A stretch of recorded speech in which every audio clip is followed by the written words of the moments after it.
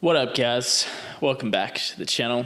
My name's Kevin, for those of you that don't know me. And today is going to be quite a raw and authentic share. We're going to be speaking about addiction, distractions, and ultimately externalization. Because if there's one thing that I've learned in my life, especially with substances and distractions, is that they never work. And they are all really an example of externalizing our experience. We have a feeling inside and we try to fix it by taking or grabbing or using something outside of us. For me, this is shown up in so many different ways. Alcohol, nicotine, vapes, weed, social media, scrolling, just avoiding doing the thing that I know I should be doing. And really what I want to highlight, if I'm going to highlight anything in this video, is that when we externalize and we continue to try and externalize our own happiness or our own contentment, basically what's happening is that we're trying to grab at all of these things outside of us to give us a different internal feeling state. And when it comes to addiction and it comes to all of these distractions, what's actually happening is we don't actually love the thing. We fantasize about the feeling that it actually offers us. It's not about the thing, it's about the feeling of doing the thing. So within that understanding, what we're actually looking for is to have an internal feeling of happiness, contentment, purpose, fulfillment, value, whatever it is. Now, what the illusion is in the modern world is that the sugar, the scrolling, the alcohol, all of those things, is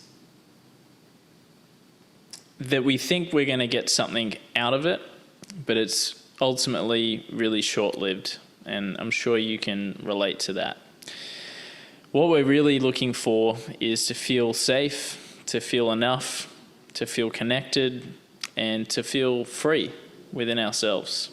And we go out into the world and we try and grab these things, and from experience to try and create this internal sense of freedom. So, what do we do about it? In my experience, I've jumped from cigarettes to vaping to cigarettes again to nicotine pouches to nicotine gum. I've done everything to actually just avoid feeling how I'm feeling. And until you address and can identify what's actually going on inside you, then you're just going to be perpetually in this loop, because you get the temporary high or the temporary relief, and then once that goes away, all of these feelings come up for us and we go straight back into the cycle, and it just rinse and repeats. So what do we actually do about it? First, we need to identify what's actually going on, and we need to identify how we're actually feeling. So, as usual, I've got a PDF in the description. Make sure you check that one out.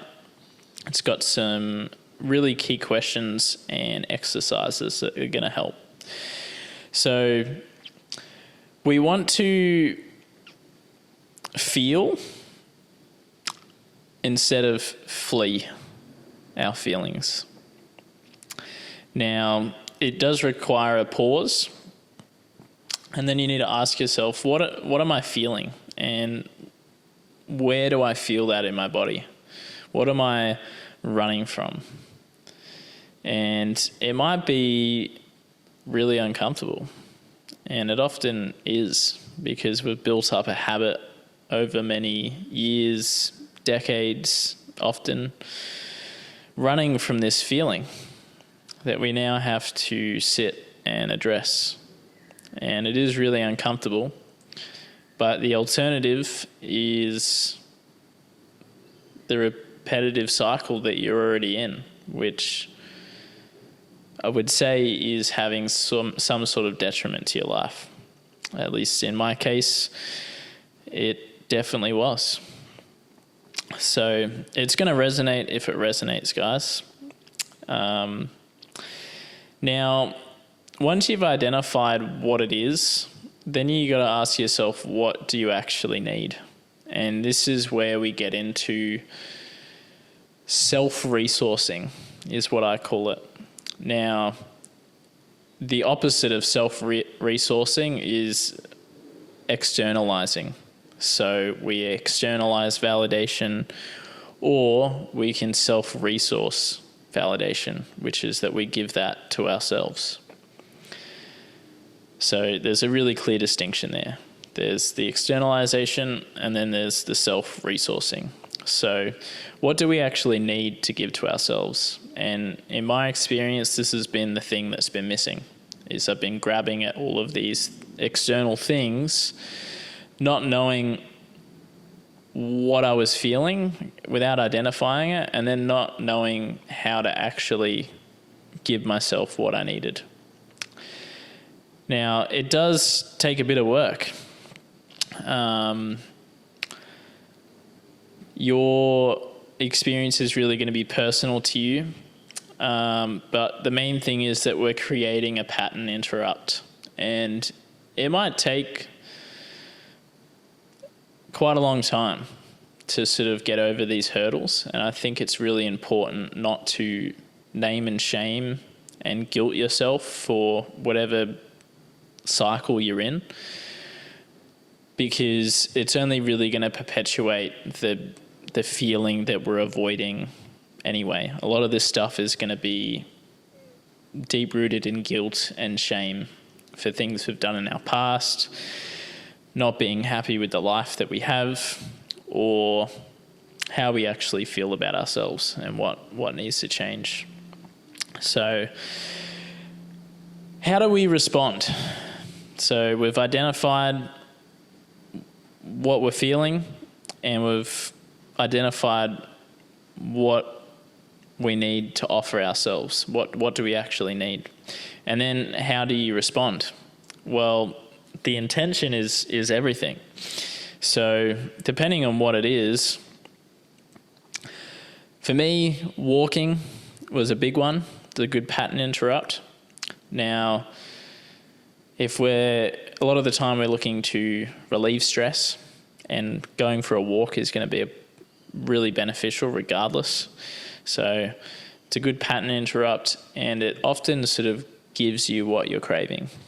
Another one is going to be breathing. When we can repattern our internal state through breath, which is completely possible, we bring down our baseline of where our nervous system is, and we bring it down to a calmer state. And this is done through deep breathing. There's a lot of different breathing exercises. You can do breath work, you can do box breathing, explore those. And journaling, which has been another big one for me, which is just writing out how I'm feeling, having a conversation with myself. Doing a thought dump is a really good exercise as well. And really sort of just reassuring yourself that you're okay to be feeling and moving through what you're moving through. Now, this isn't going to change something overnight, but what you're doing is you're developing a relationship and self-resourcing what you've always externalized. And I'm not perfect. I still slip up here and then. I still have a little scrolling spree, or I distract myself in different ways. But this understanding has been so valuable, because what it does is it develops a relationship of what you can offer yourself. So it's a relationship with yourself rather than with the external world, because everything we want comes from the inside out. It's a bit of a paradox.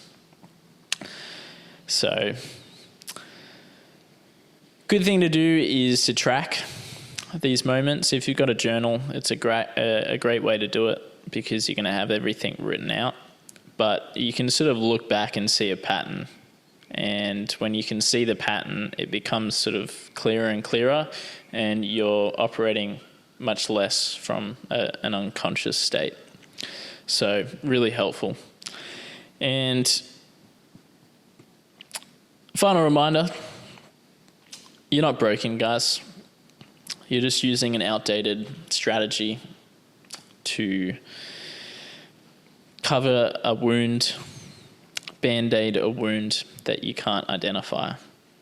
And that's ultimately what addictions and distractions are there for. They're covering up a wound that we're not willing to face. So the more we can practice engaging with this, taking a pause, reflecting, self-resourcing, self-soothing, the more we're going to be able to operate more from an internal state and make decisions from that place. So good luck with it, guys. You got this, and don't beat yourself up. Be kind to yourself and just be curious. At the end of the day, I think curiosity is a one-way ticket to finding the clarity, finding the answers, finding the solutions to our problems, is just staying curious. So with all of that said, hope it was useful. Check out the PDF for the exercises and let me know how it lands. Send much love, and I'll catch you in the next one.